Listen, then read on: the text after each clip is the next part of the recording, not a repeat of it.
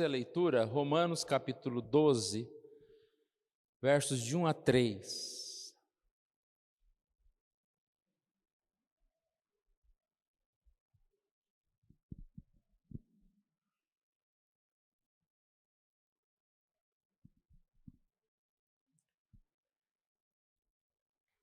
Rogo-vos, pois, irmãos, pelas misericórdias de Deus, que apresenteis o vosso corpo por sacrifício vivo, santo e agradável a Deus, que é o vosso culto racional.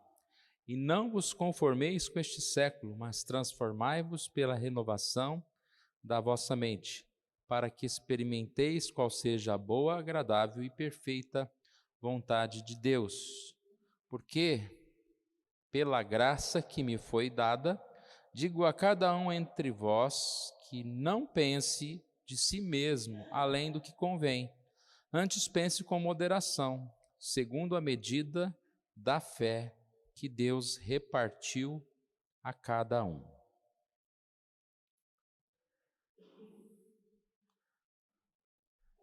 Na introdução da revista, ela fala a respeito do termo cosmovisão como um termo que tem se tornado bastante comum.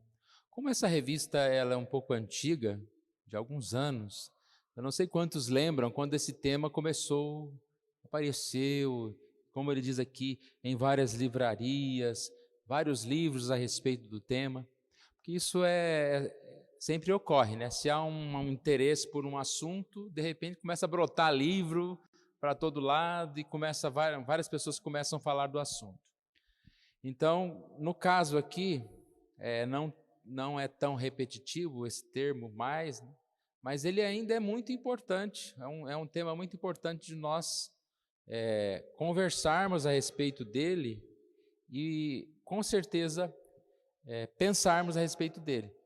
Lembra que nós falamos na semana retrasada, quando nós falamos a respeito do objetivo, por que nós vamos estudar?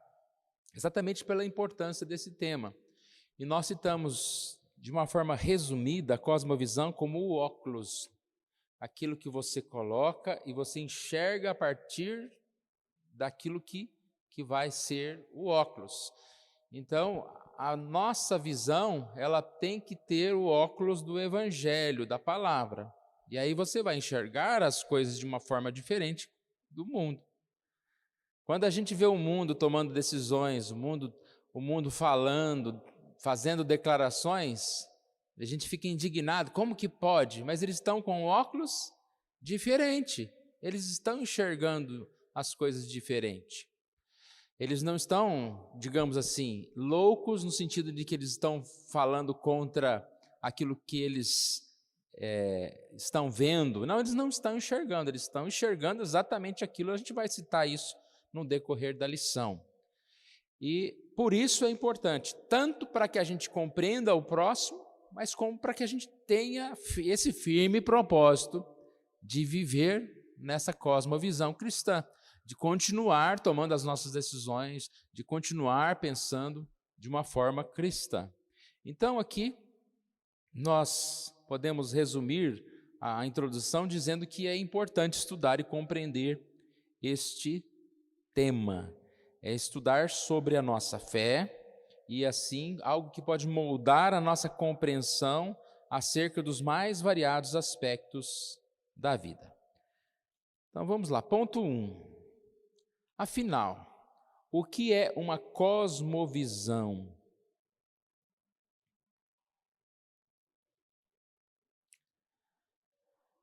O primeiro parágrafo aqui diz: o termo cosmovisão é composto por dois elementos, cosmo e visão.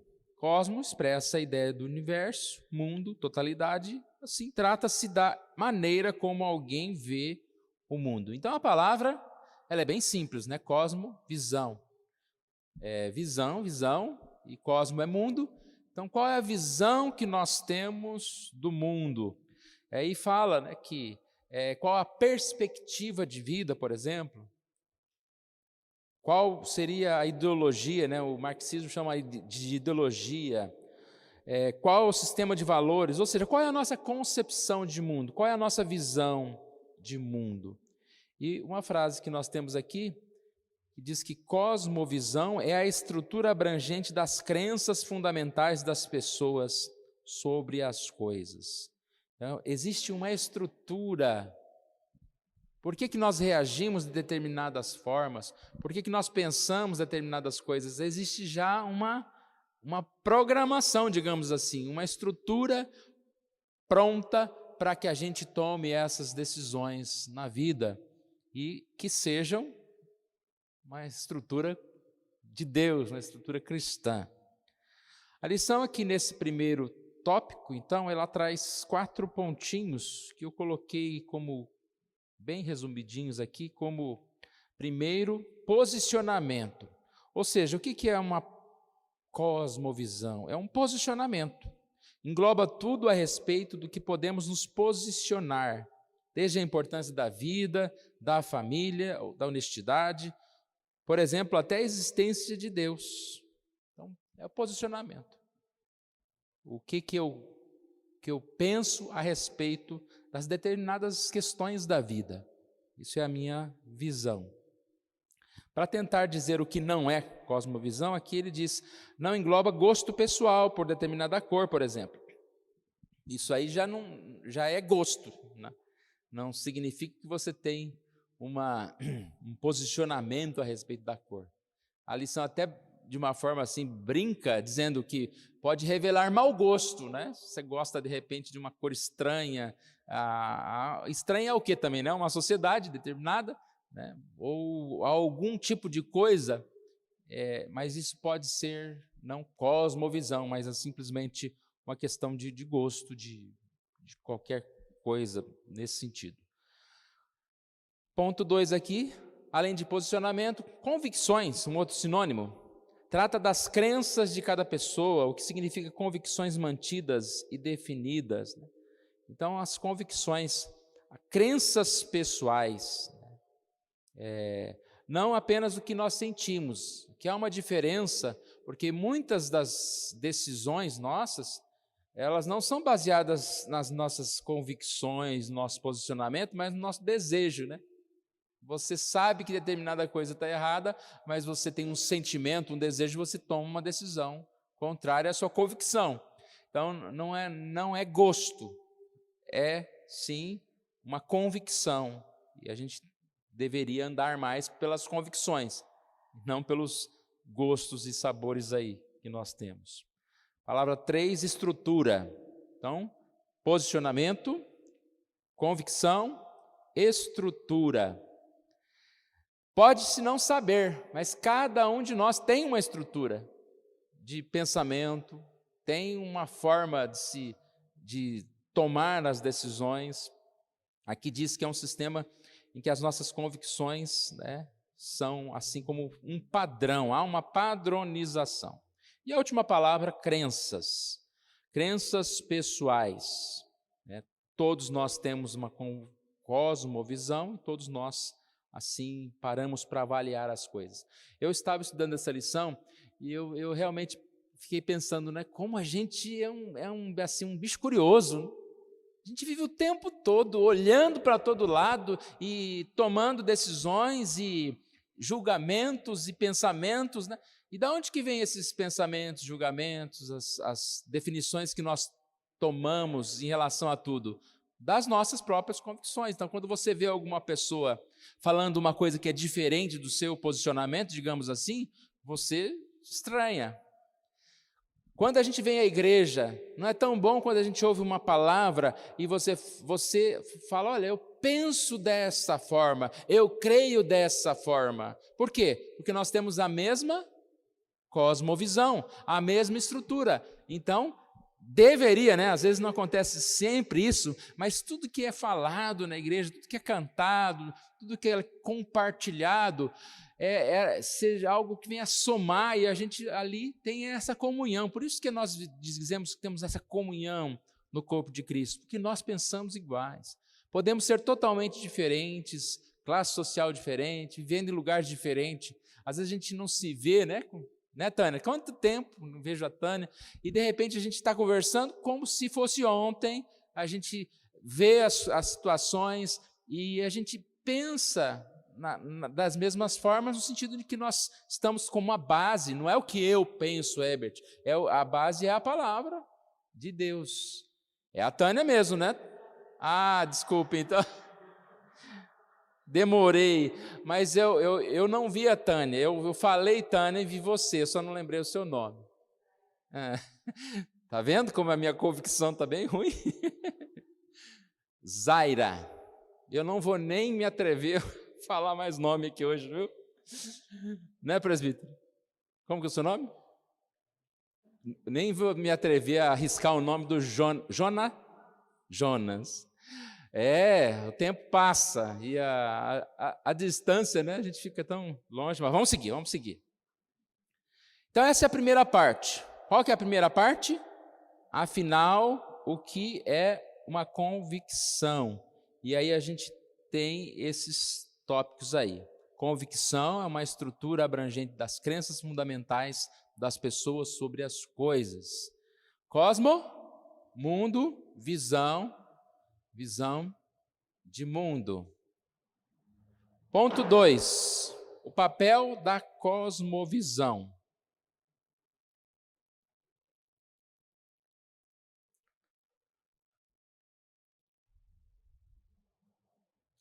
O ponto 2 começa com algumas perguntas, né? Precisamos mesmo de uma cosmovisão?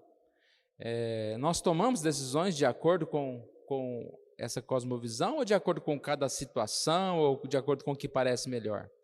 Não é nem o fato de nós precisarmos, querendo ou não, nós temos. Nós vamos ver aí no final dessa lição e em outras lições esse confronto de cosmovisões.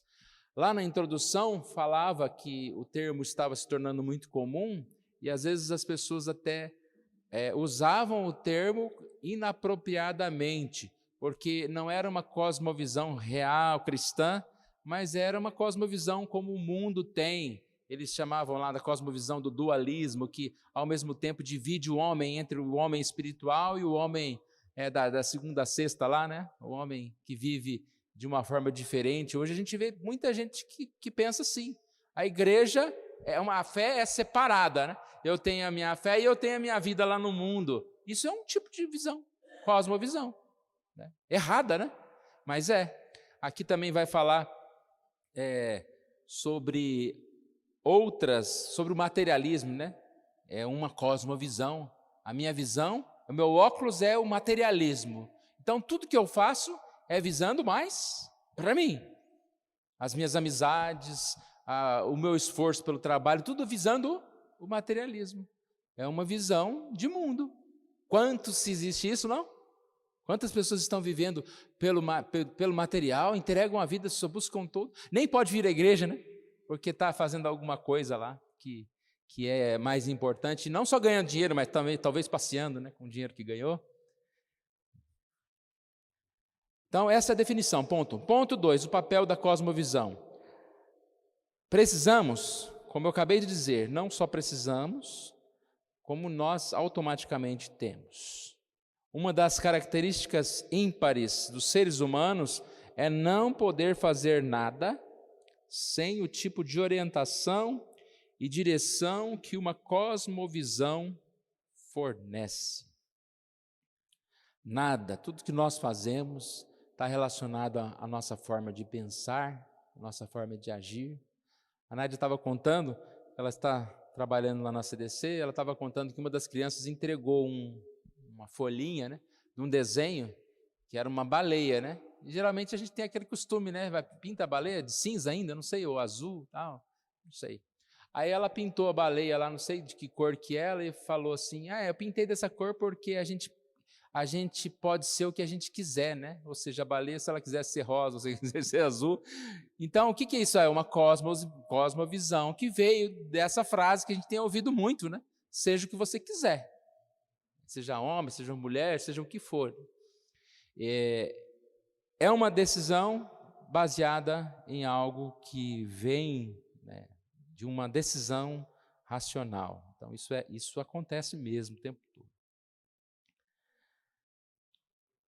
Deus nos fez racionais e responsáveis. partindo da criação. O homem é criado à imagem e semelhança de Deus. Quando a gente fala de cosmovisão, quando a gente fala de ser racional, daqueles tópicos que nós falamos há pouco, né? Posicionamento, convicção, estrutura, crença, isso tudo está relacionado à forma que nós fomos criados.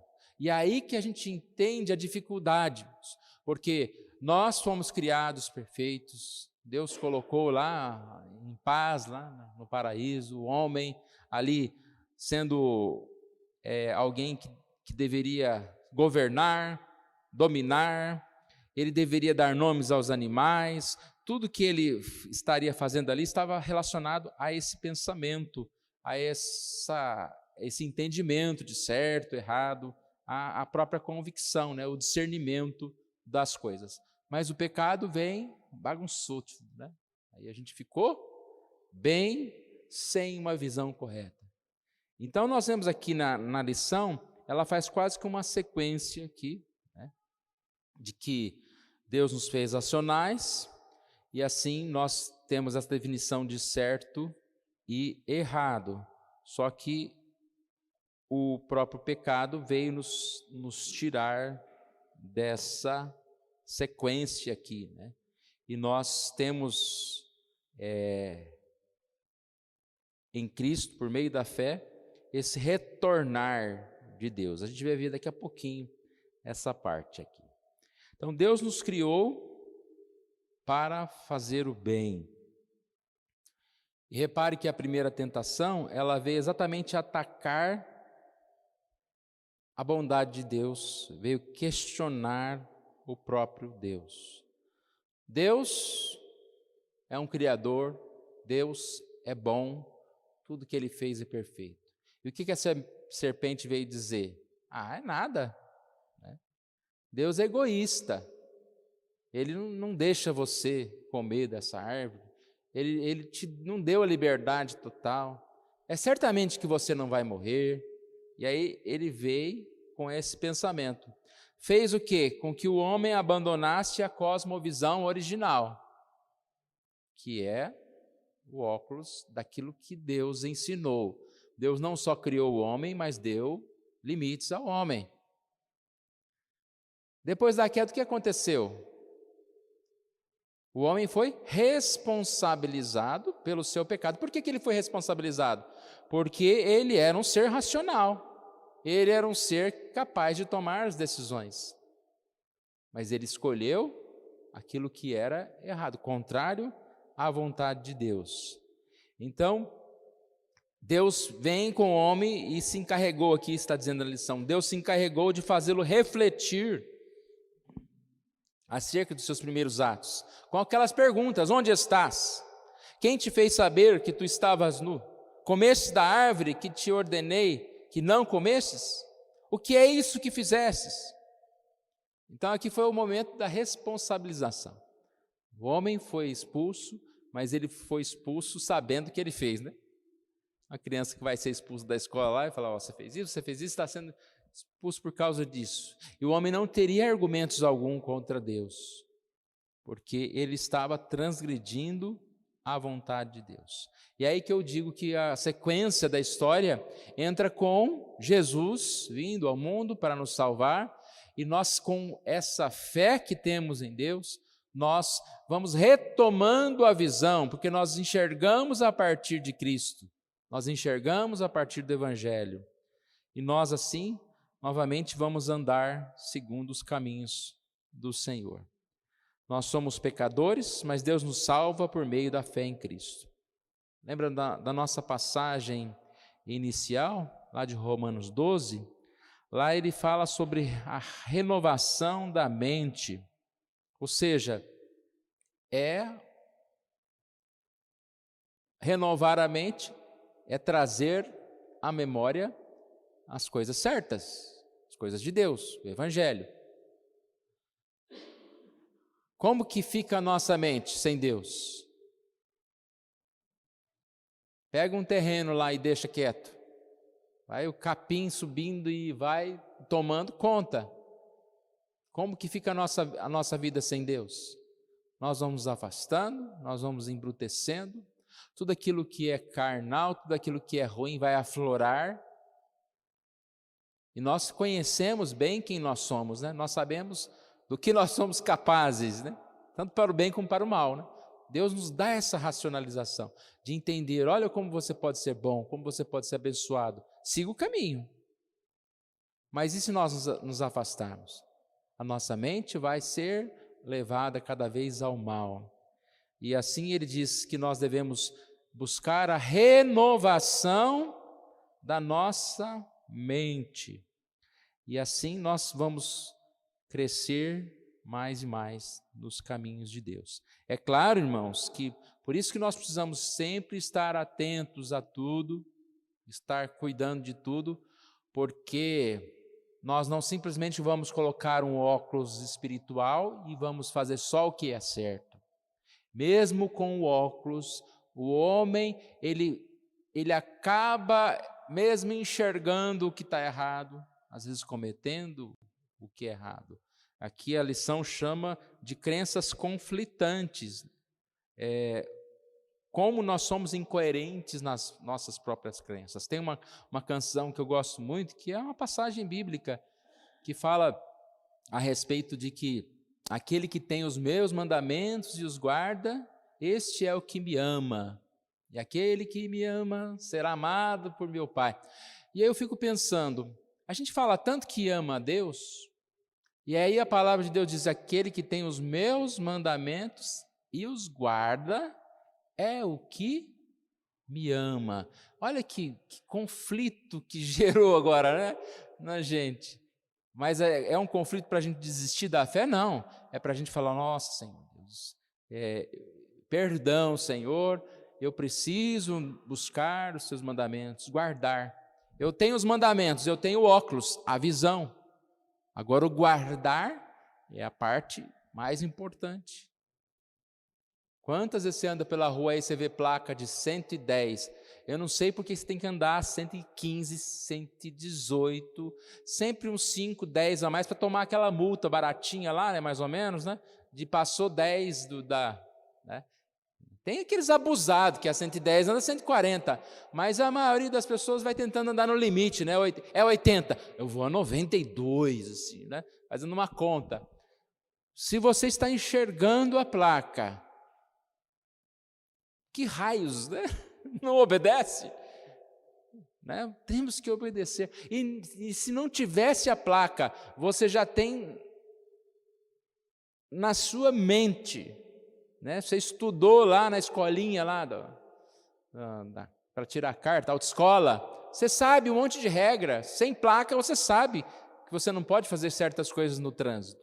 Ah, não tinha placa. Espera aí. Então não tem placa, é 100 e 200, né? Não tem a placa, mas existe uma velocidade limite da rodovia que você precisa andar. E a gente às vezes tem esse conflito aqui em andar em desarmonia com a nossa profissão de fé. Eu achei muito interessante a explicação do porquê que isso acontece. Aqui nessa parte que fala John Stott em seu livro, Sua Mente é Importante. Essa última frase aí, procuramos racionalizar as nossas atitudes, está relacionada com essa frase aqui. Então, John Stott, no seu livro A Sua Mente é Importante, afirma que até quando agimos mais emocionalmente, mostramos nossa racionalidade ao procurar racionalizar nossas atitudes. Stott conclui que a racionalização indica que, quando não temos razões para nossa conduta, inventamos alguma para nos satisfazer.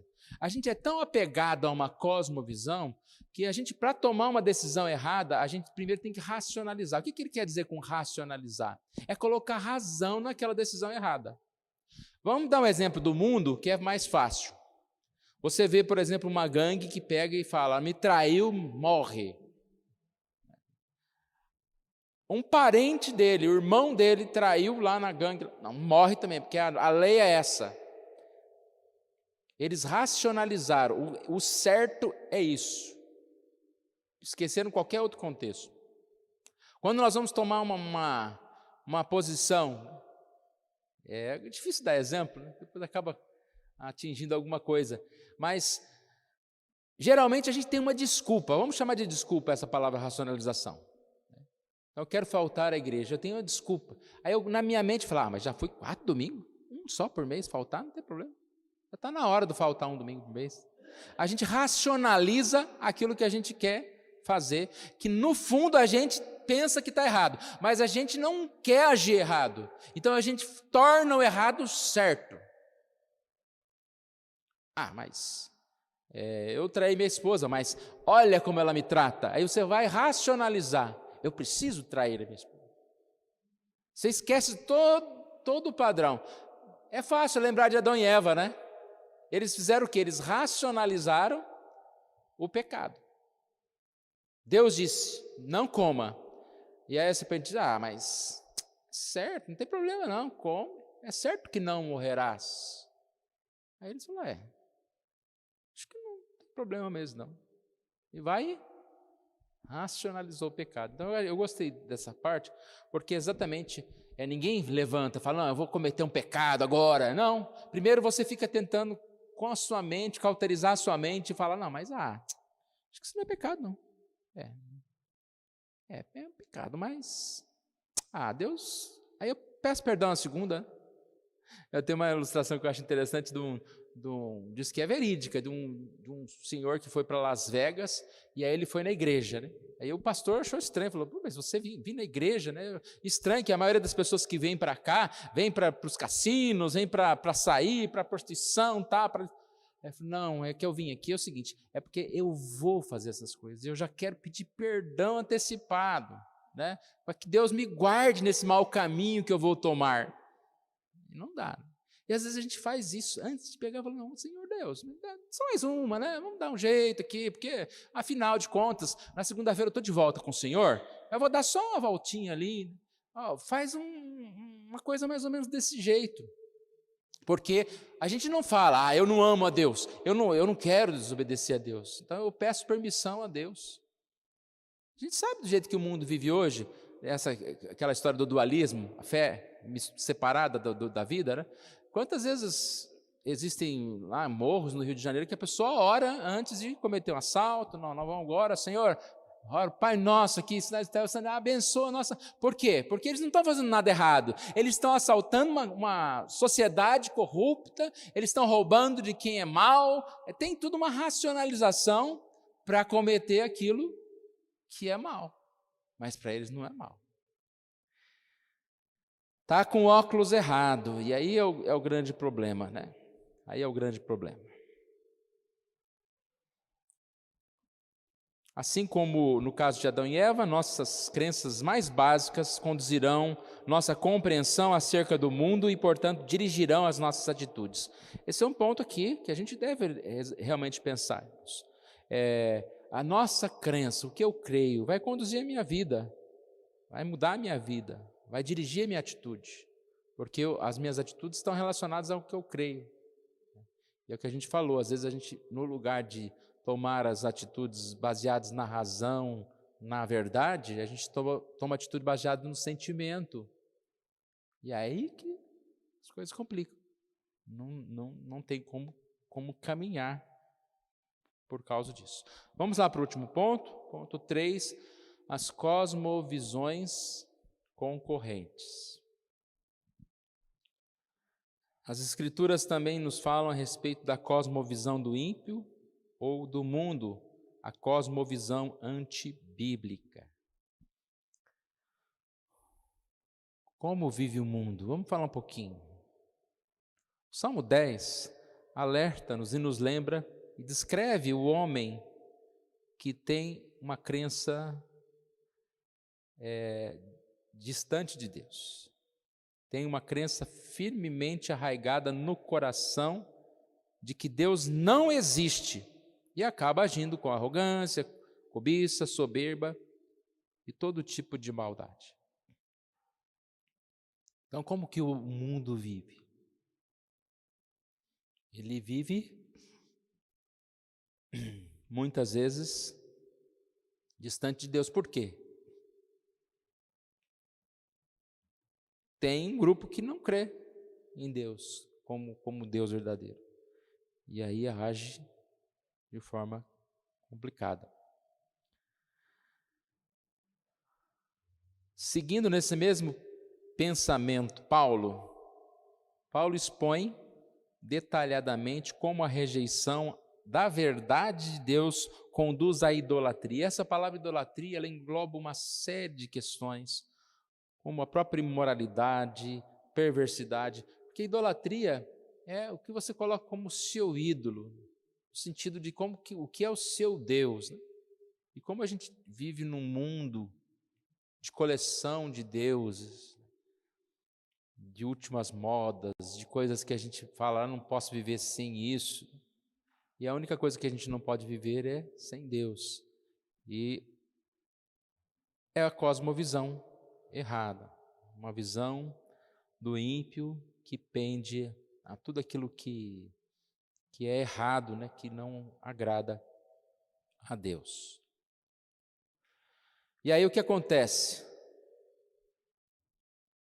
A cosmovisão é algo que está relacionado a ambientes, né? Nós citamos há pouco que nós estamos aqui juntos e pensando igual, nós vamos caminhando junto. Queira ou não queira, né? A gente está aqui hoje, a gente vai levar para a semana a palavra que a gente ouviu. Isso vai fazendo parte, né, da nossa vida, dos nossos pensamentos. Isso vai colaborando para o nosso bem. Só que o contrário também acontece. O mundo é um ambiente. E esse ambiente vai colaborando para quê? Para desfazer. A parábola do semeador, lá, né, que planta aquilo lá e o inimigo vem e tira. Vai tirando. Então, a nossa semana, dependendo dos lugares que nós frequentamos, às vezes a gente não frequenta lugar nenhum, mas hoje em dia o mundo está na palma da mão, né, no celular, e você mesmo não querendo ver coisas ruins, você acaba vendo coisas que te influenciam sim. A gente fala, não me influencia. Mas influencia, infelizmente, nos levando para o mal. E aqui também fala sobre a questão da influência a outros, né? É uma série de consequências, um influenciando o outro. Depois aqui ele destaca o materialismo. Lembra que eu falei um pouco já a respeito do materialismo? Que é uma cosmovisão que tem como base a crença na matéria, naquilo que existe. O materialismo crê que o homem vive em um universo fechado de causa e efeito. Assim, tudo que existe é mero produto da matéria, acrescida de tempo mais acaso. Então, esse materialismo é quando a pessoa vive para as coisas mesmo. Quando a gente ouve falar, fulano se suicidou porque perdeu todo o dinheiro que tinha lá, faliu, porque a visão dele era materialista. Ele perdeu o material, ele perdeu a vida. O que adianta, o que resta viver se eu não tenho mais as bênçãos, o material? Há também não sei se dá para chamar de materialismo, mas a questão vamos chamar de materialismo emocional, estou criando um termo. Nós vivemos num mundo muito carente e depois da pandemia houve muito isolamento e a gente tem visto adolescentes que não têm vida social mais, não querem mais estar junto de outros. E qual que é o sentimento desses adolescentes? É que ninguém gosta de mim, começa dos pais. Então, o que a vida tem de importância? Nada. Quais são as duas coisas que um adolescente assim pode fazer? Tirar a própria vida, tem muito suicídio, ou tentar tirar a vida do outro também, porque o outro me agride e não gostar de mim, e eu tirando a vida do outro, eu vou, pelo menos, talvez as pessoas não me amem, mas elas notem que eu existo. Isso acontece. Eu estava vendo um vídeo contando a respeito de alguns bombeiros, né? Bombeiros são heróis e vários salvamentos de bombeiros. Acho que alguém já viu um tipo de vídeo desse, quando tem uma pessoa lá para cair, para pular, e vem o bombeiro e segura. De várias imagens, uma me impressionou muito. No alto de uma ponte em pé, uma senhora com um bebê no colo. Aí você fica pensando, peraí, mas essa mulher, ela quer morrer? ela vai pular com um filho no colo? Que sentido tem isso? Que lógica tem essa? Aí entra a questão do óculos. No meu óculos não tem sentido nem ela pular, e muito menos ela pular com o bebê no colo. Mas o óculos que ela está usando é que essa vida não tem sentido. E se eu quero sair desse mundo que só me faz o mal, por que eu vou deixar um filho meu sofrer nesse mundo? Eu quero que ele saia também, porque eu quero o melhor para o meu filho. Olha a racionalização ali. O melhor se torna a morte, se torna pular de uma ponte. Então, irmãos, isso tudo é muito importante. A visão que nós temos, isso vai garantir a nossa vida, vai garantir tudo aquilo que nós vivemos de bem, de bom. Por isso nós precisamos buscar mais a Deus, crescer nos caminhos de Deus, deixar para lá tudo que é pensamento ruim, tudo que é influência desse mundo, viver, ajudar o próximo, influenciar com palavras boas, ensinamentos, tudo que a gente puder fazer para promover o bem, falar da igreja, evangelizar, porque isso é o que vai trazer vida. Que mais pessoas possam enxergar, ter essa visão de Deus, a cosmovisão, aqui a visão cristã. E aqui ele fala também do dualismo, que a gente já falou, e vai ser um tema de uma próxima lição. Aqui diz: nós, uma outra cosmovisão, ser destacada mais sutil do que o materialismo, nós a denominamos dualismo, que é uma cosmovisão que vê a realidade por dois prismas distintos, sagrado e profano.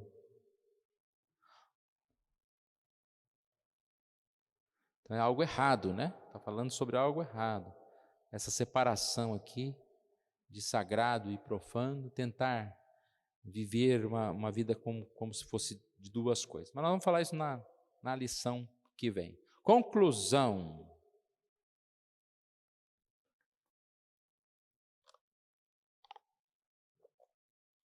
Devemos avaliar quais os fundamentos de nossa cosmovisão, se são bíblicos ou não. Como que a gente faz isso? Não é adequando a Bíblia aos meus fundamentos, aos meus pensamentos, que a maioria das pessoas fazem isso. Eu vivo desse jeito, esse jeito é o certo, aí eu tenho que fazer a Bíblia concordar comigo. E quantos fazem isso?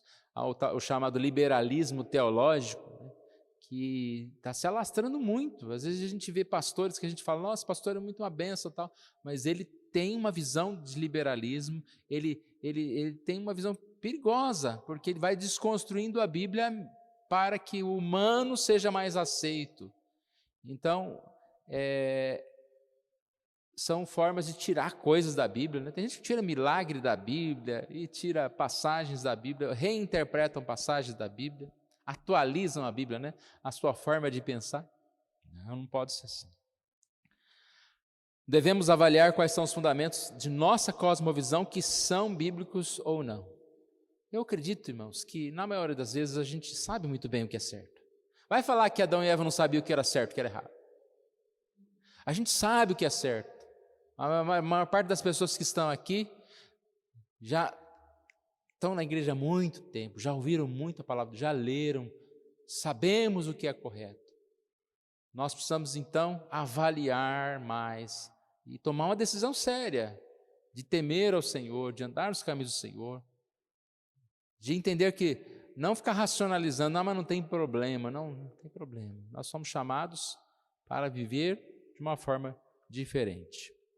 Então, todos nós temos um sistema de crenças que determinam como vemos o mundo e como nos posicionamos diante das questões importantes da vida. Nos resta avaliar. E não é para avaliar o outro não, irmão, porque isso é fácil, né? Você liga a internet, aí você vai ver pregadores falando coisas que tem uma visão errada da Bíblia. Você vai ver todo tipo de pessoa falando coisas, né? Avaliar uma pessoa do mundo aí que fala besteira. Isso Isso é fácil, porque a gente está diferente, a gente sabe o correto. Tem que avaliar a nós mesmos. Aplicação.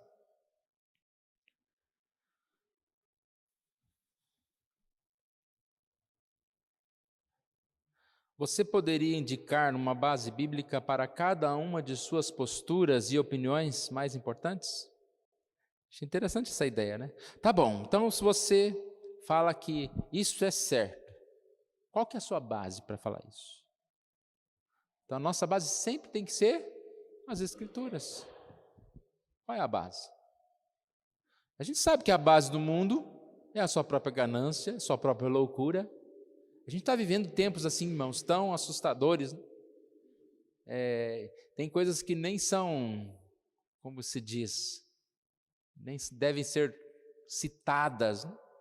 Porque são tão feias. Mas isso aí é a visão totalmente equivocada do mundo. De adultos, de pais, educando seus filhos das formas mais estranhas no mundo.